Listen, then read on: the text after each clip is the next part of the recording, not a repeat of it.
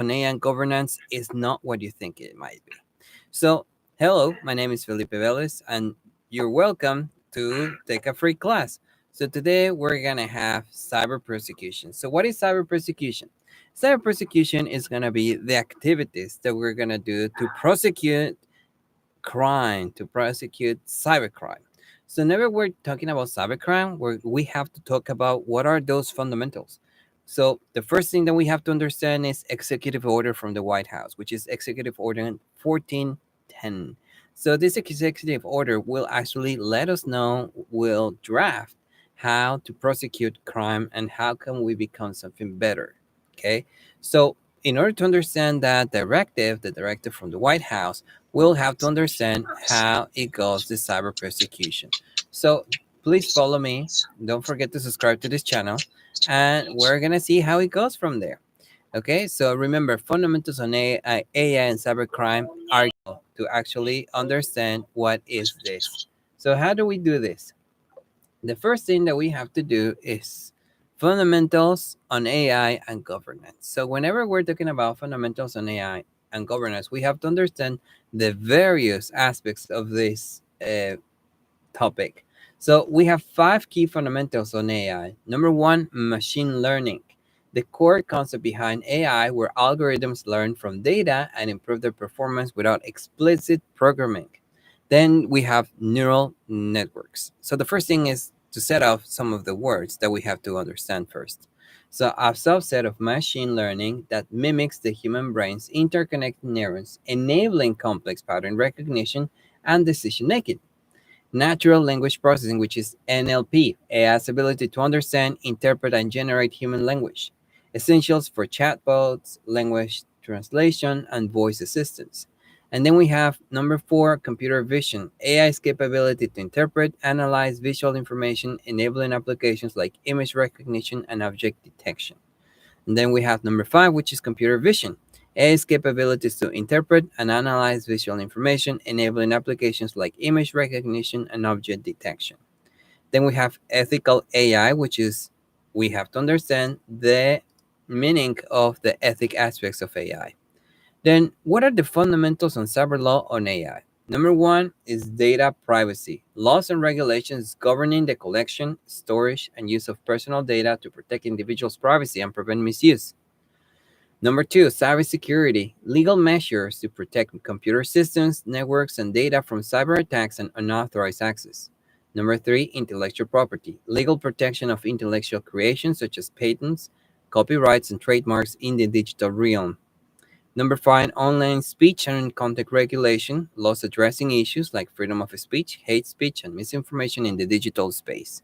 And then we have number 5, e-commerce and consumer protection, legal frameworks for online transactions, consumer rights, and dispute resolution in electronic commerce.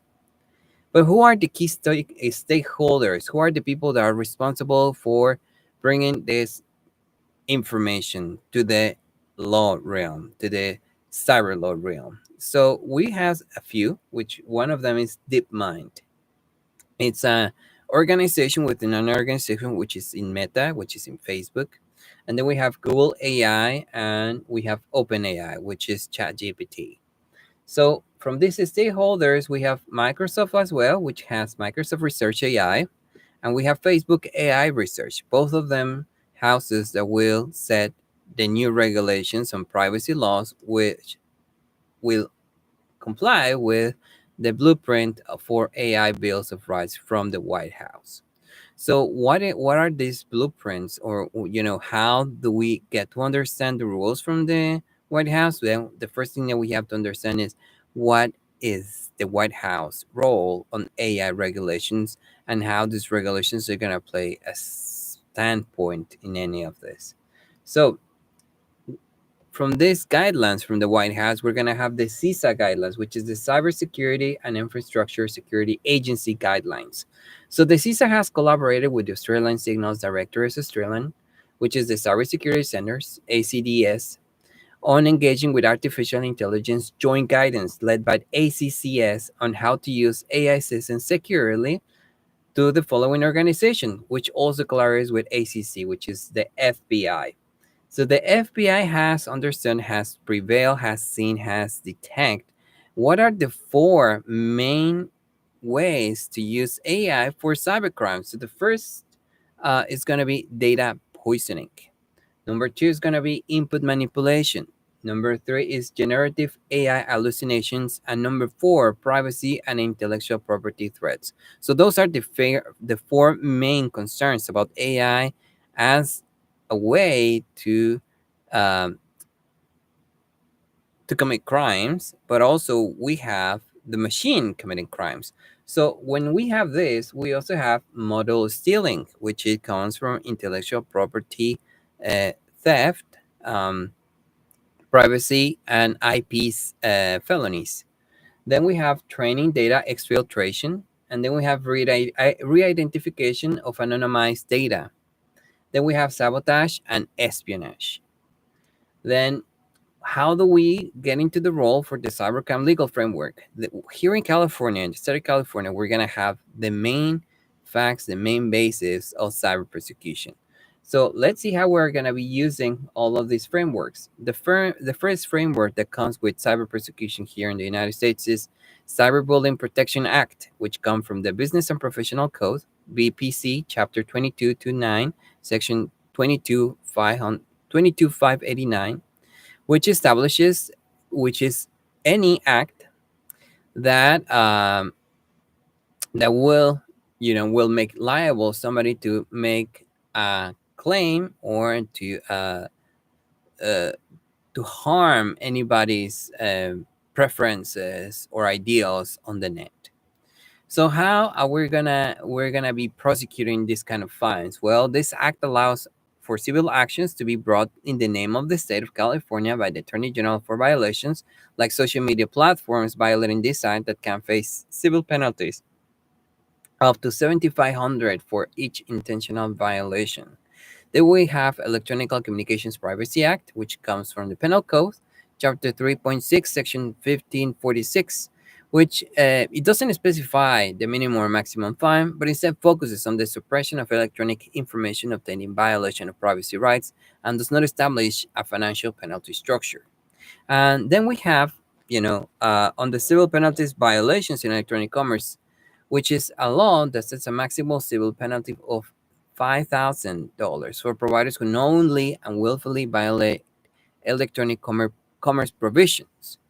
So, from all of this insight, we also have the High Technology Theft Apprehension and Prosecution Program, which establishes in the Penal Code Section 13848. In this section, establishes a program for law enforcement and specifies how cybercrime offenses it's about providing resources for the apprehension and prosecution of high technology theft. Then we have Computer Fraud and Abuse Act, which is the CFA, and it prohibits unauthorized access or damaged computers and computer systems. The fines are on the CFAA can be substantial, often depending on the severity and impact of the offense. And all of them, come on penalties that goes to the $5,000. So civil penalties for violations in electronic commerce. This law sets a maximum civil penalty of $5,000 for providers who knowingly and willfully violate electronic commerce again. So then we have Identity Theft and Assumption in Deterrence Act, which addresses crimes involving identity theft. The penalties for a person convicted under this act can include fines, imprisonment, or both. Then we have Electronic Communications Privacy Act, which is the ECPA. And in this act includes provision against unauthorized interception, access, use, or disclosure of wire and electronic communications. Violations can result in significant fines, again, depending on the nature and severity of the offense. Any spam can be actually prosecuted for $16,000 per violation. So that's what we call the Can Spam Act. This law sets the rules for commercial emailing and messages, establishes requirements for commercial messages, and gives recipients the right to have emails stopped from being sent to them. Violations for Can Spam Act can result in penalties up to $16,000 per violation. Well, if you want more information, you can get it on VLEX Online. This is my name, Felipe Vélez, VLEX Online. Please If you have any cybercrime or AI compliance that you need help, either in Spanish or English, I'll be more than happy to help you. Thank you for being with me in these 10 minutes. It was my pleasure.